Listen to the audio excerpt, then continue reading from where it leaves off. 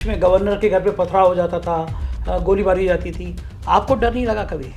तो उन्होंने कहा जी बाहर गोलीबारी हो रही है, और वो करीब 1.5 घंटा चली आपके घर के बाहर? मेरे घर के बाहर।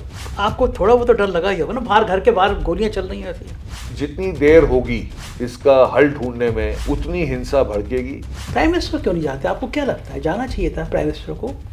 प्रधानमंत्री बोलते नहीं है, मतलब हमारे शरीर का कोई पार्ट हो और उस पर हम लोग खामोश बैठे रहें, तो उनकी चुप्पी भी बड़ा कभी भी चौंका देती है लोगों को कि बोलते क्यों नहीं, जाते क्यों नहीं। मणिपुर जलता रहता है और पूरी दुनिया उसको देखती रहती है। आपको क्या लगता है राष्ट्रीय मीडिया में मणिपुर की चर्चाएं क्यों नहीं होती? सनी देओल की पिक्चर आई थी, तारीख पर तारीख, तारीख पर तारीख। हाँ। आप लोगों पे भी सवाल खड़े हो जाते हैं कि आप लोग तारीखें बहुत देते रहते थे। उस समय तक मणिपुर जब आपकी नियुक्ति हुई थी, कैसे हालात थे मणिपुर के? कारण क्या है, क्यों जला मणिपुर? आपसे ज़्यादा बेहतर कोई नहीं समझ सकता, क्योंकि आपके पास सारी इंटरनल रिपोर्ट थी। तो क्या सरकार चाहती थी वहाँ हिंसा बढ़ती रहे? करीब 8-8.5 हजार बंदूकें मणिपुर में घूम रही हैं, वेपन्स दिए गए हैं, बंदूकें दी गई हैं, हाथ गोले दिए गए हैं, वो शायद मणिपुर पुलिस ने दिए हैं संतोष पर। मणिपुर का एक वीडियो दिल दहला गया था, लोगों के आंखों में आंसू आ गए थे। नग्न करके महिलाओं को घुमाया जा रहा था और फिर पता चला, एक बयान आया कि ना जाने कितनी महिलाएं ऐसी मिली नहीं है, उनकी हत्या कर दी गई और संग बलात्कार कर दिया गया। मणिपुर के लिए सिर्फ एक ही रास्ता रह गया है। वहां पर जो हालात हैं वहां पर कोई सेफ नहीं है। आपको लूट लिया जाएगा, ठीक है, और आप अपनी जान भी गंवा सकते हैं। कोई सरकार नाम की कोई चीज़ ही नहीं है फिर तो, मतलब। इम्फाल वेस्ट के बॉर्डर पर ड्रोन से बम गिराए गए।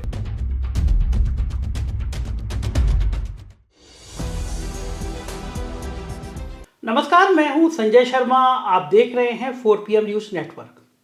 कभी कभी अक्सर आप अपने अड़ोस पड़ोस में भी देखते रहते होंगे, कोई दो लोगों में लड़ाई हो जाती है तो कहते हैं मैं तुमको अदालत में देख लूँगा।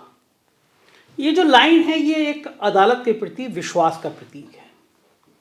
लोगों का मानना है, उनके दिल और दिमाग में है कि अदालत एक ऐसी जगह है जहाँ से हमको न्याय मिलेगा।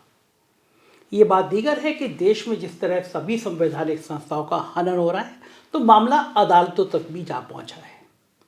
लेकिन इस बीच में हाई कोर्ट हो, सुप्रीम कोर्ट हो, कुछ जज ऐसे आए हैं जिनकी आवाज़ों ने, जिनके फैसलों ने देश में एक विश्वास पैदा किया है। लगता है कि ये न्याय की मूर्ति जहाँ पे है, ये न्याय का देवता जहाँ पे है, वो हमको न्याय देगा, समाज में बराबरी की बात करेंगे। और मैंने अभी तक किसी भी हाई कोर्ट के चीफ जस्टिस का इंटरव्यू नहीं किया। जजों के लेके एक धारणा रहती है, यार जज बड़े खतरनाक होते हैं, जजों से डर लगता है आम आदमी को, थोड़ा जजों से दूर रहने का मन करता है, जज भी अपने आसपास नहीं आने देते हैं। लेकिन इसी बीच में मणिपुर जल उठा, देश का एक हिस्सा जलने लगा और पूरी दुनिया में उस पर बात होने लगी। मणिपुर हिंसा को अब तो सालों बीत रहे हैं, लेकिन मणिपुर की हिंसा थमने का नाम नहीं ले रही। दो समुदाय के बीच में हुआ संघर्ष खूनी संघर्ष बन गया और एक राज्य में बहुत विकराल स्थिति पैदा हो गई। तब वहाँ के कुछ फैसलों में एक नाम आया, सिद्धार्थ मृदुल का। वो मणिपुर के हाई कोर्ट के चीफ जस्टिस थे और उन्होंने मणिपुर के जलते हुए मणिपुर में कुछ ऐसे कदम उठाए जिससे मणिपुर के कुछ हालात सुधर सके। उसके बाद भी उनकी क्रांति की आवाज़ें बहुत दूर तक गईं। मणिपुर कैसे शांत हो, इसकी कुछ बातें भी उनसे की गई। हाँ, मेरा सौभाग्य है कि मैं एक ऐसे क्रांतिकारी हाई कोर्ट के चीफ जस्टिस रहे हैं, अभी कुछ दिन पहले ही वो रिटायर हुए हैं, सिद्धार्थ मृदुल जी, उनके साथ हूँ। सिद्धार्थ जी, बहुत बहुत शुक्रिया आपका। नमस्कार। मैंने जैसे बताया ना, मुझे हाई कोर्ट के जजों से बहुत डर लगता था, लेकिन आपसे बातचीत पर लगे नहीं, आप वैसे उतने ज़्यादा डराने वाले टाइप के जज नहीं, उत्तेजित होना नहीं चाहिए। और हाई कोर्ट के जजों के बारे में ये शायद गलतफहमी है। हम भी आपकी तरह आम नागरिक हैं, हमारा दिल भी देश, दुनिया और लोगों के लिए धड़कता है। और जो आपने इज्जत अफजाई की है उसके लिए भी शुक्रिया। बहुत खुशी हुई आपसे मुलाकात करने पर। सिद्धार्थ जी, मैं गूगल पे सर्च कर रहा था, जब तभी सर्च कर रहा था जब आप मणिपुर में थे, तो मैं, चूँकि एक तो चीज़ें ऐसी आई थी मणिपुर में, हम लोग सवाल भी करते थे, यार मणिपुर जल रहा है, कोर्ट क्या कर रहा है, सुप्रीम कोर्ट क्या कर रहा है, हाई कोर्ट क्या कर रहा है। तब फैसले याद आए थे और एक बड़ा चर्चित फैसला था। हम तो उस समय में राजनीति को समझने की कोशिश कर रहे थे। ओम प्रकाश चौटाला जी की सज़ा, उससे आपका लिंक आया जी, कि वो सज़ा भी शायद ओम प्रकाश चौटाला जी अब तो दुनिया में नहीं रहे, वो सज़ा भी आपने ही दी थी। वो बड़ा चर्चित कांड हुआ था ना उसमें। कितने साल की सज़ा हुई थी उसमें? उसमें 10 साल की सज़ा हुई थी। अच्छा। ओम प्रकाश चौटाला जी और उनके साथ जो सहयोगी थे, 4 सहयोगी, उनको 10 साल की हुई थी। और कुछ टीचर्स थे क्योंकि वो नियुक्ति के बारे में था और 3,206 नियुक्तियां की थी टीचर्स की, प्राइमरी टीचर्स की, जूनियर बेसिक टीचर्स की। तो उस नियुक्ति में कुछ घोटाला था, तो उन्हें 10 साल की सज़ा मिली थी। मैंने उसकी अपील सुनी थी। आपने अपील सुनी थी। बताइए, एक दौर ऐसा है कि देश में व्यापक घोटाला हो जाता है, देश का सबसे बड़ा नौकरी का घोटाला हो जाता है, आज तक पता ही नहीं चलता। जी राजनेताओं का कहीं ना कहीं इन्वॉल्वमेंट आते ही आता है, और अब तो हम हर महीने 2 महीने में सुनते हैं पेपर लीक, नौकरी में घोटाले। जी सजाएं देने में बहुत प्रक्रिया लग जाती है। नौकरी एक ऐसा सवाल है जब बेरोजगारों के दिल दिमाग दर्द से रहता है। तो इस तरह के नौकरी वाले जो घोटाले हैं उनमें जल्दी जल्दी सज़ा क्यों नहीं हो पाती है, जल्दी जल्दी बातचीत क्यों नहीं हो पाती है? इसके काफ़ी काफ़ी कारण हो सकते हैं। एक तो कोई भी मुकदमा, सबसे पहले तो उसकी इंफॉर्मेशन कब मिलती है पुलिस को, कंप्लेंट कब होती है, इन्वेस्टिगेशन में कितना समय होता है, इन्वेस्टिगेशन निष्पक्ष है या नहीं, और जब तक मामला कचहरी पहुंचता है कुछ समय निकल गया होता है। इन मुकदमों में सुप्रीम कोर्ट ने निर्देश ये दिए हुए हैं कि जिनमें MP, MLA, ministers, elected representatives हैं जो लोगों के, उनके खिलाफ जो मुकदमे हैं वो ज़रा एक्सपर्टाइट करने चाहिए, और वो हो भी रहा है। पर कोर्टों में मुकदमे इतने ज़्यादा हो गए हैं तादाद में, और जजों की नियुक्ति नहीं हो पा रही, तो कुछ समय लग ही जाता है। सनी देओल की पिक्चर आई थी तारीख पर तारीख, तारीख पर तारीख। आप लोगों पे भी सवाल खड़े हो जाते हैं कि आप लोग तारीखें बहुत देते रहते थे। नहीं, न्याय प्रणाली का जो सबसे भीषण जो रुख है वो यही है कि तारीखें लगती हैं, पर उन तारीखों के पीछे सच्चाई ये है कि ज़्यादातर तारीखें, और इस पर एक विधि संस्थान है, उन्होंने रिसर्च की थी और उन्हें प्रतिशत बताया था कि जजेस के मारे देर कितनी होती है, तो बहुत ही न्यूनतम प्रतिशत था। ज़्यादातर देर तब होती है जब वकील समय लेते हैं, तारीखें मांगते हैं, मुकदमा लंबा खींचने के लिए, मुकदमा लंबा करते हैं, या उनको ठीक से इंस्ट्रक्शंस नहीं मिलते, या जो वादी प्रतिवादी होते हैं उनकी माली हालत अच्छी नहीं होती, वो वकीलों को ठीक से इंस्ट्रक्ट नहीं कर पाते। तो कारण बहुत हैं। और दूसरा सबसे बड़ी बात यह है कि देखिए आप, अमेरिका का जो सुप्रीम कोर्ट है, जितने मुकदमे यूनाइटेड स्टेट सुप्रीम कोर्ट एक साल में सुनता है, उतने मुकदमे हमारे जज एक दिन में सुनते हैं। एक दिन में? जी जी। मैं मणिपुर में जब आखिर में बैठा हुआ था, तो मैं डिवीज़न बेंच और सिंगल बेंच दोनों किया करता था। तो ऐसा कोई रोज़ नहीं था जब हमारे सामने 100 मुकदमे नहीं लगते थे, और 100 से ज़्यादा 100 मुकदमे लगते थे। ये बात और है कि उनमें 70 में तारीख लग जाती थी, क्योंकि ज़्यादातर वकील तारीख मांगते थे या लिटिगेंट्स तारीख मांगते थे।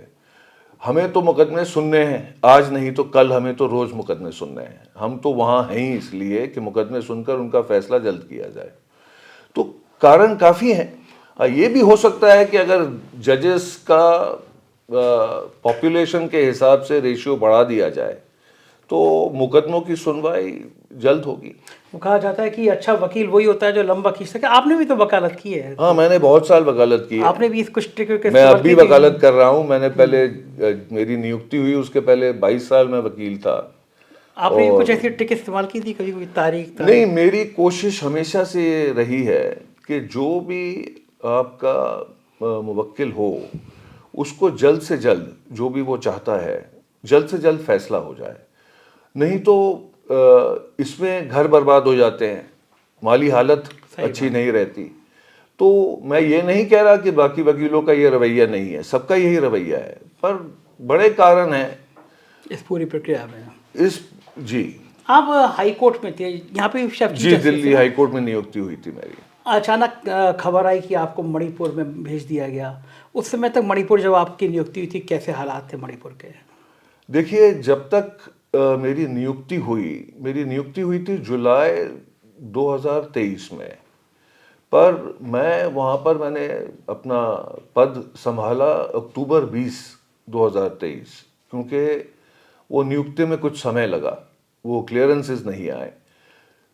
3 मई 2023 को मणिपुर में बड़ी हिंसक घटनाएं हुई और बहुत खून खराबा हुआ, और बहुत सारे मणिपुरी, चाहे किसी भी समुदाय के हों, वो बेघर हुए।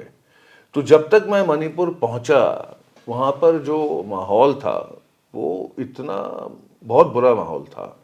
और 60,000 करीब लोग मणिपुरी वो रिलीफ कैंप्स में रहते थे, और उनमें हर समुदाय, अभी मैती समुदाय के लोग भी थे, कुकी समुदाय के लोग भी थे। तो मणिपुर का हाल अच्छा नहीं था। जब मेरी स्वेरिंग इन हुई, जब मैंने पद संभाला, तो बहुत बुरा हाल था मणिपुर का। मणिपुर जलना शुरू हो गया था, मणिपुर के हालात ख़राब हो रहे थे। एक चीफ जस्टिस की भूमिका जब आप मणिपुर जा रहे थे, आपके दिमाग में क्या था? क्योंकि ऐसा ही नहीं है कि केवल जो मुकदमे आए वही सुना जाता है। चीफ जस्टिस तो स्वतः एक मुकदमा ले सकता है वो। जी तो आपके दिमाग में था कि ये इस जलते हुए राज्य में आपको भेजा जा रहा है, जी तो कुछ इस राज्य को संभालने, चूँकि आप क्रांतिकारी विचारों से भी रहे हैं, तो इस राज्य को संभालने के लिए मुझे कुछ करना, ये विजन में था आपके? जी जी। उस समय जो मुख्य न्यायाधीश थे सुप्रीम कोर्ट के, डॉक्टर डी.वाई. चंद्रचूड़ साहब, उन्होंने मुझे एक रोज़ शाम को टेलीफोन किया और कहा, सिद्धार्थ, मणिपुर जल रहा है और हमें ऐसा लगता है कि बोथ एज अ जज एंड एज अ पर्सन आपसे इस समय आपसे काबिल आदमी नहीं है जो वहाँ जाकर मणिपुर का ख्याल रख ले, तो आप जाएंगे? तो मैंने उन्हें कहा कि माई बैग्स आर पैक्ड, आप जब कहेंगे मैं कल चला जाऊंगा। ऐसे मेरी नियुक्ति हुई। और मैंने हमेशा ये सोचा है कि जब आप पब्लिक सर्विस में आते हैं, देखिए वकालत में माली हालत ज़्यादा अच्छी होती है।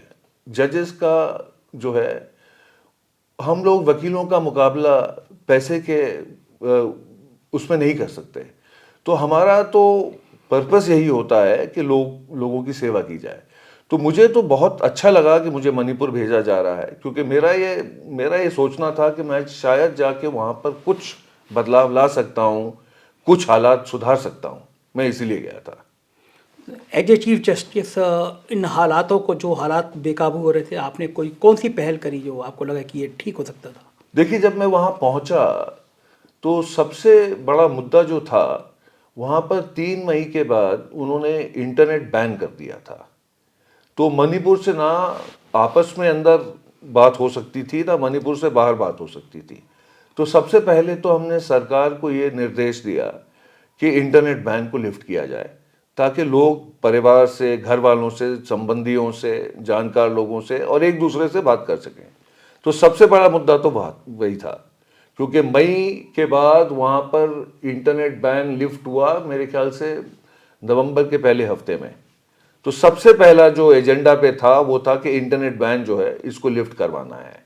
तो सबसे पहले उसको लिफ्ट कराया गया। तो वो कहा जाता है कि जब चीफ जस्टिस के ऐसे फैसले होते हैं तो सरकार के बीच में आड़े आती है, सरकार को पसंद नहीं आता है कि उसने इंटरनेट रोका और आपने आदेश कर दिया। आपके फैसले के खिलाफ सरकार सुप्रीम कोर्ट भी गई थी या नहीं? नहीं, उस फैसले के खिलाफ सरकार सुप्रीम कोर्ट इसी लिए नहीं गई, क्योंकि हमने सरकार से पूछा था कि किस कारणवश अभी भी आपने इंटरनेट बैन लगा रखा है। तो उन्होंने कहा जी कि ये हिंसा की जो घटना है उनको बढ़ावा देता है। तो हमने कहा, ये बताइए कि किस एरिया में हिंसा को भड़काया है इंटरनेट ने। तो वो बहुत कुछ ही इलाके थे जहां पर इंटरनेट को मिसयूज किया जा रहा था। बाकी ज़्यादातर प्रदेश में ऐसा कुछ नहीं था।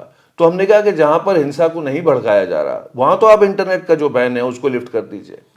तो वो मान गए। 2-3 तारीखें लगी, पर वो मान गए। उन्होंने कहा वहां हम बैन लिफ्ट कर देते हैं, आप निर्देश दे दीजिए।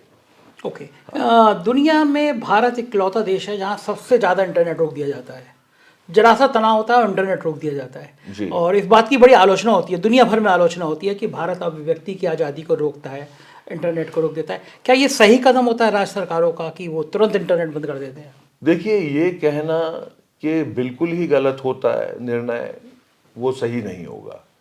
पर ज़्यादातर इंटरनेट बैन नहीं होना चाहिए, क्योंकि एक ही ज़रिया है आज के ज़माने में, एक ही ज़रिया है संपर्क में रहने का, वो है इंटरनेट।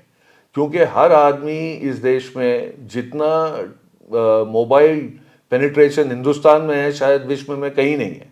और हम लोग पूरी तरह से मोबाइल टेलीफोनी पर निर्भर हैं। तो इंटरनेट बैन तो नहीं होना चाहिए, वो फ्रीडम ऑफ एक्सप्रेशन के विरुद्ध है, वो तो नहीं होना चाहिए। वो फैसला ज़्यादातर सही नहीं है, इंटरनेट को बैन करना। हाँ बिल्कुल ठीक बात है, क्योंकि लोग इसका विरोध करते रहते हैं। अब मणिपुर पर लौटते हैं। मणिपुर के जो हालात बेकाबू हो रहे थे और आपके टाइम में भी और बढ़ते चले गए, कारण क्या है? क्यों जला मणिपुर? आपसे ज़्यादा बेहतर कोई नहीं समझ सकता, क्योंकि आपके पास सारी इंटरनल रिपोर्ट थी, आप मुकदमा सुन रहे थे, आप फैसला दे रहे थे। कारण क्या था? क्यों? मेन जड़ कहाँ है मणिपुर के जलने में? देखिए, मणिपुर के जलने में काफ़ी कारण हैं, और एक कारण ये है कि जो मैती हैं वो चाहते हैं कि उन्हें भी शेड्यूल्ड ट्राइब का स्टेटस मिले, और वो सीधे सीधे जो सरकारी नौकरियां हैं जहां रिजर्वेशन है उस संदर्भ में है, क्योंकि वहाँ पर बहुत सारी जनजातियाँ हैं जो शेड्यूल ट्राइब में आती हैं, उनके लिए रिजर्वेशन है। तो सारे जो सरकारी अफसर हैं, और ज़्यादातर नौकरियाँ मणिपुर में सरकारी हैं, वहाँ पर और व्यवसाय कम है, वहाँ पर इंडस्ट्री नहीं है, वहाँ पर फ़िलहाल टूरिज़्म नहीं है। तो ज़्यादातर नौकरियाँ जो चाहते हैं उन्हें सरकार की तरफ देखना पड़ता है, और उसमें क्योंकि रिजर्वेशन है शेड्यूल्ड ट्राइब्स के लिए, जिनमें कुकी समुदाय भी है, तो मैती ये चाहते हैं कि उनको भी शेड्यूल्ड ट्राइब में शामिल किया जाए। तो एक तो ये कारण है जिसके मारे इनके बीच में आपस में मतभेद हैं। दूसरे और भी कारण हैं, वो है ज़मीन, क्योंकि वहाँ पर सिर्फ 10% या उससे भी कम ज़मीन जो है वो मैदानी इलाकों में है, 90% जो है ज़मीन वो पहाड़ी इलाकों में है, और मैती ज़्यादातर ज़मीनी इलाकों में रहते हैं और पहाड़ों में बाकी जनजातियाँ रहती हैं। तो जो उन जनजातियों का मानना ये है कि वो जो ज़मीन है पहाड़ों की, वो पुश्तैनी उन्हीं की है, और उस ज़मीन में मैती जो है वो ज़मीन खरीद नहीं सकते। पर मैतियों का ये कहना है कि हम 50% हैं आबादी के, और हम 10% इलाके में रहते हैं, और उस इलाके में भी कुकी समुदाय के लोग और बाकी जो जनजातियां हैं वो आके ज़मीन खरीद सकते हैं, पर हम पहाड़ों में ज़मीन नहीं खरीद सकते। तो उन्हें लगता है कि उनके साथ ये जो है अन्याय किया जा रहा है, उनका मानना ये है। ये एक कारण है। और कारण ये है कि मणिपुर बिल्कुल म्यांमार से लगा हुआ है, और सरहद पार जो हालात हैं उसका मणिपुर पे बहुत असर पड़ रहा है, और बुरा असर पड़ रहा है, क्योंकि वहाँ से जो शरणार्थी हैं वो काफ़ी आ रहे हैं अंदर हमारे यहाँ। हमारे क्या था कि एक सरकार ने फ्री मूवमेंट रजीम बनाई थी। उस रजीम के तहत 16 किलोमीटर दोनों तरफ हिंदुस्तान में, मणिपुर, मिजोरम, नागालैंड में 16 किलोमीटर वहाँ के लोग आ सकते हैं। अच्छा। और भारतीय जो हैं वो उस तरफ जा सकते हैं बर्मा में। उसे फ्री मूवमेंट रजीम कहते हैं। तो उसकी सस्पेंशन मांगी जा रही है। उसकी सस्पेंशन का भी सबने, वहाँ के जो समुदाय हैं, पहाड़ी समुदाय, जनजातियां जो है, उन्होंने बहुत कसकर विरोध किया है। वो नहीं चाहते, क्योंकि उनके रिश्तेदार जो हैं वो सरहद के दोनों तरफ रहते हैं। हाँ, इधर भी और उधर भी। तो वो नहीं चाहते कि वो एफएमआर को सस्पेंड किया जाए। और सस्पेंड करने पीछे कारण क्या है? सस्पेंड करने के पीछे कारण यह था कि वहां से कहा जाता है, सरकार का मानना यह है कि शरणार्थियों के अलावा वहां से बड़े उग्रवादी तत्व आ रहे हैं म्यांमार से, जो यहाँ आते हैं, बस जाते हैं, और यहाँ पर फिर उग्रवादी जितना यहाँ पर हो रहा है उग्रवाद, वो उनके मारे है। तो ये जो झगड़े चल रहे थे, खास तौर से जो जमीन के झगड़े चल रहे थे, हाई कोर्ट खुद क्यों एक पहल नहीं कर पाया कि जल्दी से इसको निपटा दिया जाए? आप जैसा तीसरा जज भी। देखिए, हमने कोशिश की कि इस मसले को, इसकी सुनवाई हो, पर किसी कारणवश तैयारी नहीं थी सरकार की तरफ से। आपने पहल करने की शुरुआत करने की कोशिश की? इस मुकदमे को हमने काफी बार सुनने की कोशिश की। ये फुल बेंच थी मणिपुर हाई कोर्ट की, जो हमने एकत्रित की, ताकि मणिपुर में जब मैं वहां पर मुख्य न्यायाधीश था, सिर्फ 4 जज थे, और ये खंडपीठ जो थी 3 जजेस की थी। तो हमने 4-5 सुनवाई भी की, पर उसमें कोई बहस नहीं हो पाई, पहल नहीं हो पाई। कारण क्या था इसका, क्यों नहीं हो पाई? वो तैयार नहीं थे, सरकार तैयार नहीं थी। इस मुकदमे को बहस करने कोई भी तैयार नहीं था उस।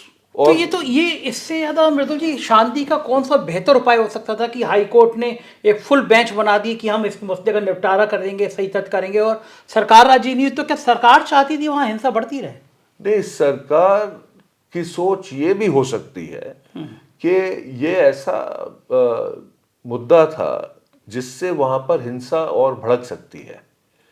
इस मुद्दे के स्थायी हल से। इस फैसले से जो भी फैसला होगा कि जमीन उन जनजातियों की है जो पहाड़ों में रहते हैं, या मणिपुर के हर जो नागरिक है उसको उसकी है, इस मुद्दे का जो जो भी नतीजा होगा उससे लॉ एंड ऑर्डर पे फर्क पड़ सकता है, ये सरकार का मानना था मेरे हिसाब से। लेकिन आप बताइए ना कि आज 1.5-2 साल हो गया, मणिपुर की हिंसा रुक नहीं रही है। अभी 3 दिन पहले वहाँ फोर्सेज फिर हमला हुआ।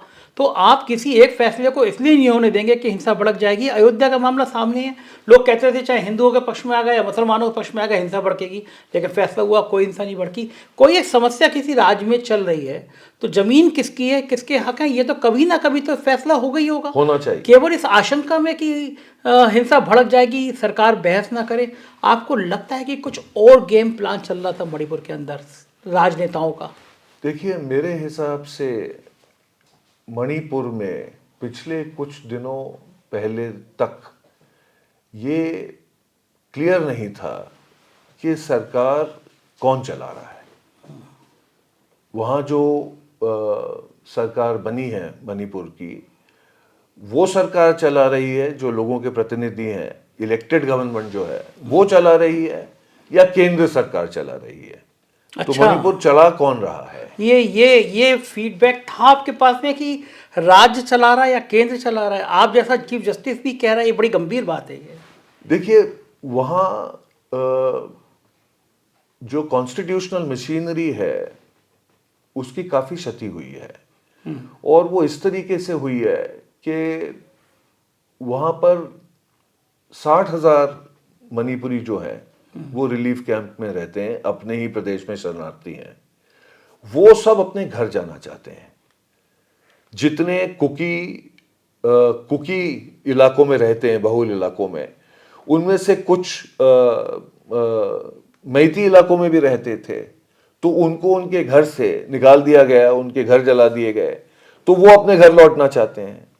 और ऐसे ही जितने मैती पहाड़ों में रहते थे और अपना काम करते थे, वो अपने घर लौटना चाहते हैं पहाड़ों में। तो जब तक शांति बहाल ना की जाए वो अपने घर नहीं लौट सकते। अब इस वातावरण में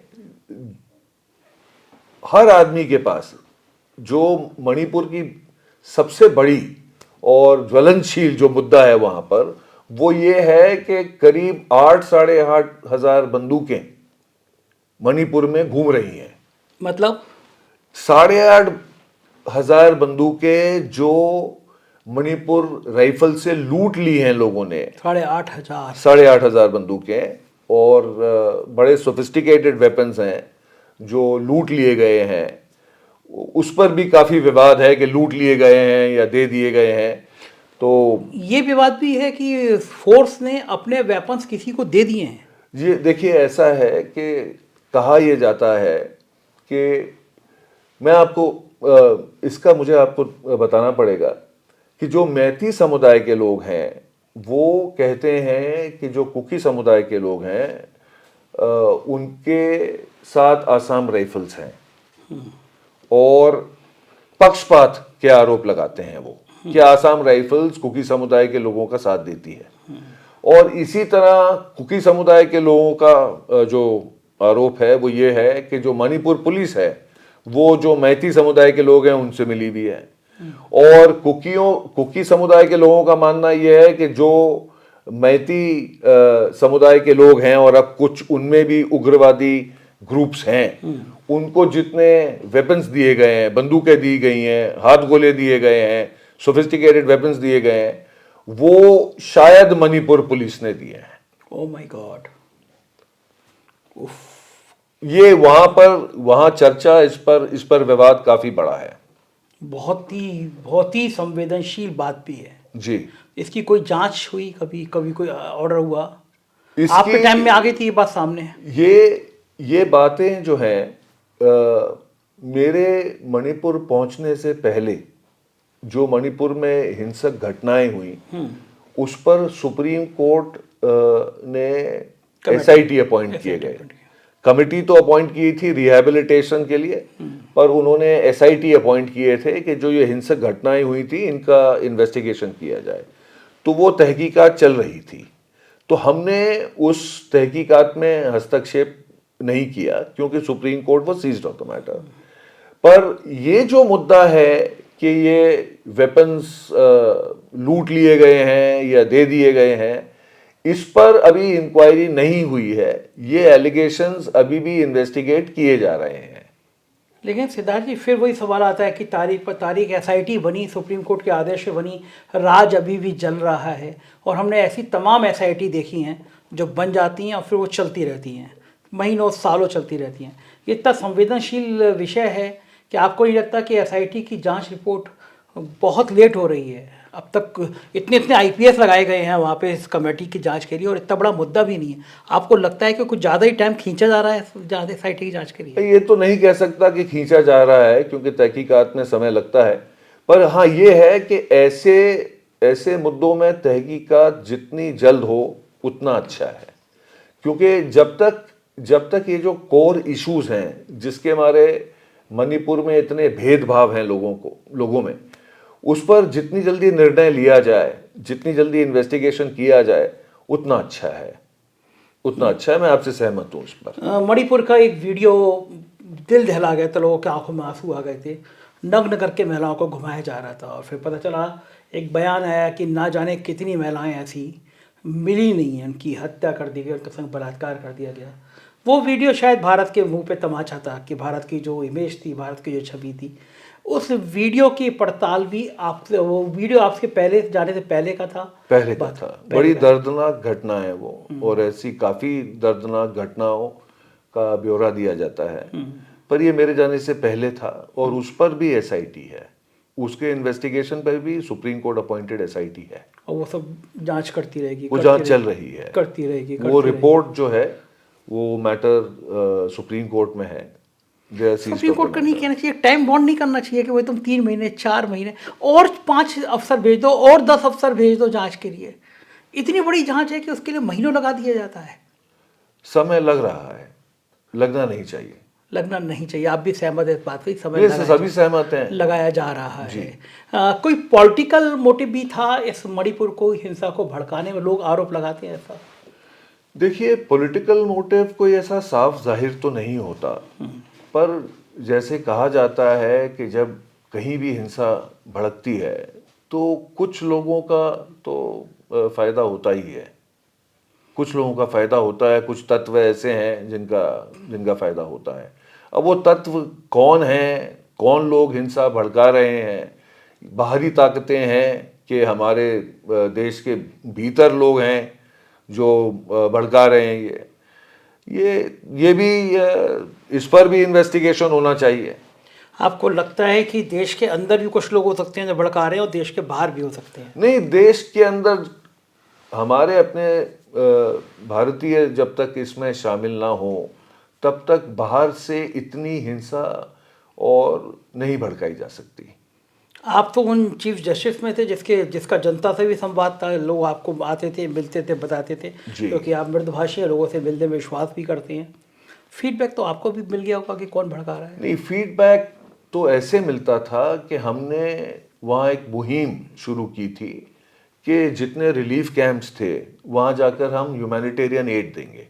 अच्छा। तो उसमें जितने कुकी समुदाय के रिलीफ कैंप्स थे और जितने मैती समुदाय के रिलीफ कैंप्स थे, मैं और मेरे सारे कॉलीग्स और मणिपुर के सारे वकील सारे एकत्रित होकर हम सारे रिलीफ कैंप्स में जाते थे। तो उन चर्चों में ऐसा लगता था कि वो चाहते हैं कि ये हिंसा जो है, जो भड़काई गई है, जो लोगों के बीच में ये विभाजन किया गया है, इसको समाप्त करना चाहिए और लोगों को, सरकार को ये सुनिश्चित करना चाहिए कि ये लोग अपने घर लौट जाएं, क्योंकि जब तक वो अपने घर नहीं लौटेंगे ये हिंसा रुकेगी नहीं। ये मेरा भी मानना है कि जब तक वो अपने घर नहीं लौटेंगे ये हिंसा खत्म नहीं होगी। लोगों का कहना ये कि वहाँ पे राष्ट्रपति शासन लगना ही चाहिए था। जो हालात हैं, छोटी छोटी सी बातों में सरकारें इधर से उधर हो जाती हैं, वहाँ क्या लगना चाहिए था राष्ट्रपति शासन या नहीं लगना चाहिए था? देखिए, जहाँ तक अब आप देखें कि वहाँ पर जो गवर्नर हैं, वो जो जिनकी नियुक्ति हाल ही में हुई है, वो पहले होम सेक्रेटरी थे। तो उनसे बेहतर कोई नहीं जानता कि मणिपुर के हाल क्या है। और वहाँ पर मई 2023 के हिंसक घटनाओं के बाद सिक्योरिटी एडवाइज़र जो गए थे, कुलदीप सिंह जी, वो भी पहले डीजीपी रह चुके हैं।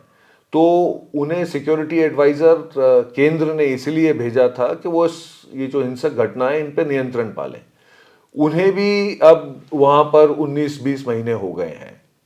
और डीजीपी जो हैं पुलिस के, उन्हें भी बाहर से लाया गया था, क्योंकि तब तक वहाँ पर जो डीजीपी और एडीजीपी थे वो ज़्यादातर कुकी समुदाय के थे। तो निष्पक्ष काम करवाने के लिए डीजीपी भी बाहर से लाए गए थे, जो मणिपुर काडर के शायद नहीं थे। इस सब से साफ जाहिर है कि केंद्रीय सरकार ने वहाँ पर कोशिश ये की थी कि निष्पक्ष तरीके से सरकार चलाई जाए, क्योंकि जो वहाँ के मुख्यमंत्री हैं एन बीरेन सिंह जी, उन पर कुकी समुदाय के लोगों ने काफ़ी आरोप लगाए हैं कि वो भी पक्षपात में हैं वो, और वो मैती समुदाय को के प्रतिनिधि ज़्यादा हैं और मणिपुर के लोगों के प्रतिनिधि कम हैं। बल्कि इनके अपनी सरकार के एमएलएज ने इस्तीफा देने को कहा था। तो आरोप तो बहुत हैं, इनकी सच्चाई कहाँ है, क्योंकि इस पर किसी मुद्दे पर तहकीकात तो हो नहीं सकती, और ये तो जो एजेंसियां हैं, जांच एजेंसियां, वही बता सकती हैं कि किसका क्या रोल है। पर एक बात मैं आपको कह सकता हूँ कि मणिपुर के लिए सिर्फ एक ही रास्ता रह गया है। सबसे पहले ये है कि वहाँ पर शांति बहाल की जाए। उसके लिए जितनी भी बंदूकें, असला, बारूद वहाँ पर फ्रीली सर्कुलेट कर रहा है, जो सिर्फ मणिपुर के लिए नहीं पूरे भारतवर्ष के लिए खतरनाक है, उसको तो रिकवर करना होगा। कैसे किया जाए, क्या? देखिए, 60-70 हजार पुलिसकर्मी वहाँ मौजूद हैं, आर्मी मौजूद है, हाँ, और आबादी बहुत छोटी है, मणिपुर बहुत बड़ा राज्य नहीं है। तो बहुत ज़्यादा मुश्किल नहीं होनी चाहिए कि जो लूटे हुए वेपन्स हैं या जो वेपन स्मगल करके लाए हैं म्यांमार से, और बड़े सोफिस्टिकेटेड वेपन हैं, अभी 2 या 3 रोज पहले भी बरामद हुए हैं। उसमें एसएलआर है, सेल्फ लोडिंग राइफल हैं, उसमें स्नाइपर राइफल हैं। और मुझे एक किस्सा याद है कि एक पुलिस अफसर को मोरे में 2 या 2.5 किलोमीटर 3 किलोमीटर की दूरी से स्नाइपर ने सर पे गोली मार दी थी। My God. तो वहां पर जो हालात हैं, वहां पर कोई सेफ नहीं है, कोई सेफ नहीं है। मैं आपको इसलिए कह रहा हूं ये कि मुझे याद है एक बार मुख्यमंत्री जी सड़क से जा रहे थे जिरीबाम, जहां पर बहुत हिंसक घटनाएं हुई हैं अभी हाल फिलहाल में, और जिरीबाम के रास्ते में जो उनकी एडवांस पार्टी थी, उन्हीं को एम्बुश कर दिया नेशनल हाईवे पर। तो जब मुख्यमंत्री किसी प्रदेश के, जब वो अपनी सेफ्टी नहीं सुनिश्चित कर सकते, तो बाकी लोगों का, वहां पर सड़कों पर 2 राष्ट्र मार्ग हैं वहां पर, एक दीमापुर से आता है नागालैंड से, दूसरा आता है कचार से आसाम से। दोनों रास्तों पर आप नहीं चल सकते, दोनों रास्तों पर आपको उठा लिया जाएगा, अरे बाप रे, हाँ, आपको लूट लिया जाएगा, ठीक है, और आप अपनी जान भी गंवा सकते हैं। तो प्रदेश के दोनों रास्तों पर, तो प्रदेश के लोग उन सड़कों पर, उन राष्ट्रमार्ग पर घूम नहीं सकते। वो पिटिशन भी पेंडिंग थी, उसमें भी डायरेक्शंस दिए गए हैं कि हालात सुधारिए।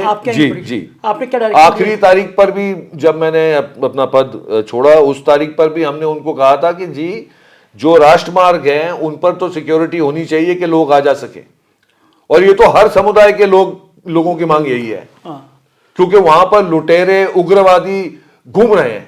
तो कोई सरकार नाम की कोई चीज ही नहीं है फिर, तो मतलब रोक नहीं पा रही उन लोगों को। तो जंगल राज का जो शब्द है वो तो यही होता होगा। जो इस तरीके से हिंसा हो रही है मणिपुर में, अब आप you can draw your own conclusions. जिस तरीके से हिंसा रुकने का नाम नहीं ले रही, इतने पुलिसकर्मी फौज होने के बावजूद हिंसा रुक नहीं रही। अभी 2 ही दिन पहले फिर इम्फाल वेस्ट के बॉर्डर पर ड्रोन से बम गिराए गए, और जो बम गिराए गए वो मणिपुर पुलिस के पिकेट के पास गिराए गए, उनसे 10 फुट 6 फुट दूर गिराए गए।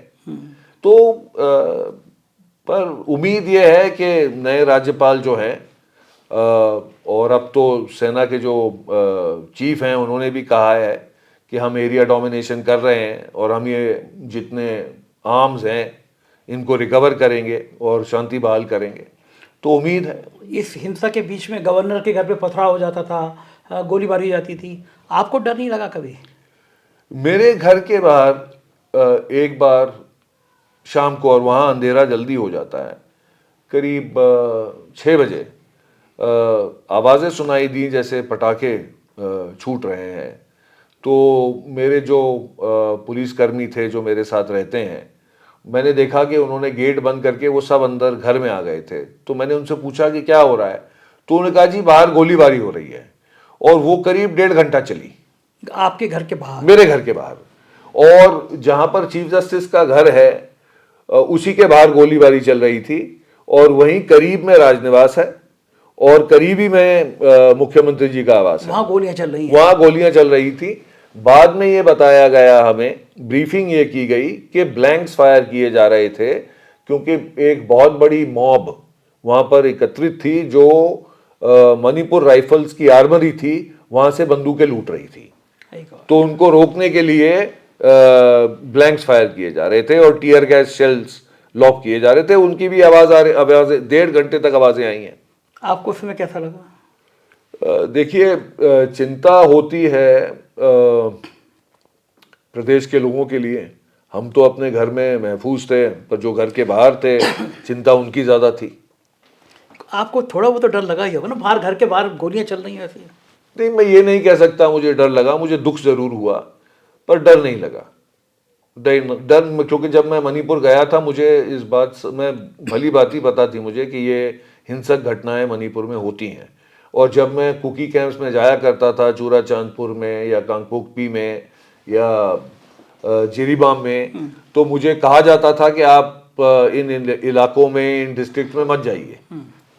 पर मैं सारी डिस्ट्रिक्ट में गया मैं, जहाँ पर कुकी कैंप्स है वहाँ भी गया मैं, और मुझे कभी ऐसा नहीं लगा कि मेरी जान खतरे में है, क्योंकि उनका सबसे कोई बैर नहीं है। जो बैर है आपस में है, और वो बैर भी मेरे हिसाब से उसका हल ढूंढा जा सकता है, बातचीत से उसका हल ढूंढा जा सकता है। पर बातचीत करना कोई चाहता नहीं है। नहीं, बातचीत करना सब चाहते हैं, पर उसके लिए पहले इनको डिसआर्मामेंट करना पड़ेगा। केंद्र सरकार, मैं पहले भी कह चुका हूँ, केंद्र सरकार की कोशिश यही है कि सारे जो आर्म्स हैं उनको वापस लिया जाए, और उनको ऐसी जगह रखा जाए जहाँ पर कोई लूट ना सके उन्हें। और फिर सारे समुदाय के लोगों को, क्यों मैती, क्यों और भी लोग हैं, नागा भी हैं, और कुछ नागा एरियाज में भी थोड़ा बहुत अनरेस्ट अभी रिसेंटली शुरू हुआ है। उखरूल में कुछ हिंसा हुई। अभी आसाम राइफल्स का कैंप, टेम्पररी कैंप एक नागा एरिया से हटाया गया। उन्होंने मांग की कि ये फौज यहाँ नहीं होनी चाहिए। तो ये जो जितनी देर होगी इसका हल ढूंढने में, उतनी हिंसा भड़केगी और उतना एक दूसरे पर विश्वास कम होगा। लोग कह रहे हैं कि प्रधानमंत्री जितने लोकप्रिय हैं, एक बार चले जाते, शांति की अपील कर लेते तो मामला बन जाता। प्राइम मिनिस्टर क्यों नहीं जाते? आपको क्या लगता है, जाना चाहिए था प्राइम मिनिस्टर को? संजय जी, इस पर जाना तो चाहिए प्रधानमंत्री जी को, पर मैं क्या प्रतिक्रिया दे सकता हूँ। और लोग बड़ा चौंकते हैं कि प्रधानमंत्री बोलते नहीं है, मतलब हमारे शरीर का कोई पार्ट हो और उस पर हम लोग खामोश बैठे रहें, तो उनकी चुप्पी भी बड़ा कभी भी चौंका देती है लोगों को कि बोलते क्यों नहीं, जाते क्यों नहीं है। जी नहीं, गृह मंत्री जी मणिपुर, गृह मंत्री जी एक से ज़्यादा बार मणिपुर गए हैं, और हाँ, इसका इसका जवाब तो वही दे पाएंगे। ठीक बात है, वही दे पाएंगे। एक आखिरी सवाल, जी। मणिपुर चलता रहता है और पूरी दुनिया उसको देखती रहती है, आपको क्या लगता है राष्ट्रीय मीडिया में मणिपुर की चर्चाएं क्यों नहीं होती हैं? होनी चाहिए, देश का एक हिस्सा है वो भी। मणिपुर को हमने बिल्कुल आइसोलेट कर दिया है, छोड़ दिया उसको उसका हाल। मणिपुर को बिल्कुल आइसोलेट कर दिया है, बल्कि वहाँ पर हर समुदाय के लोग, जब मेरी उनसे चर्चा होती थी तो वो यही कहा करते थे कि हमें तो भूल गए हैं, ये याद ही नहीं है, ये याद ही नहीं है इस देश के लोगों को। और मेनलैंड कहा जाता है, हम जहाँ बैठे हैं दिल्ली, इसको मेनलैंड कहते हैं वो, कि जी मेनलैंड के लोगों को नॉर्थ ईस्ट की फिक्र ही नहीं है और मणिपुर को तो भूल से ही गए हैं, उन्हें ये लगता ही नहीं है कि मणिपुर इस देश का हिस्सा है। ठीक बात है, बहुत दुखद है ये। सरदार जी बहुत बहुत शुक्रिया, आपने मुझे इतना समय दिया। धन्यवाद, धन्यवाद। ये थे सिद्धार्थ मृदुल जी, और ये मणिपुर में चीफ जस्टिस थे। सोचिए मणिपुर के क्या हालात हैं, 2 राजमार्ग हैं, उनसे आप निकल नहीं सकते, आप लूट लिए जाएंगे, आपकी हत्या कर दी जाएगी। चीफ जस्टिस के घर के बाहर 1.5 घंटे तक गोलियां चलती हैं। बाकी किसी को मणिपुर का माँ भी याद नहीं रहता है। ये देश का एक राज है, हमारा एक अंग है। कैसा लगा ये इंटरव्यू, कैसी लगी बातचीत? तो सिद्धार्थ जी कैसे जज लगे आपको, और क्या आपको लगता है कि इस देश के बाकी हाई कोर्ट के जज, सुप्रीम कोर्ट के जजों के अंदर भी यही ऊर्जा, यही तीव्रता, समाज के लिए यही काम करने की ललक होनी चाहिए? ज़रूर बताइएगा। चैनल को सब्सक्राइब और ज्वाइन कीजिएगा। शुक्रिया, थैंक यू।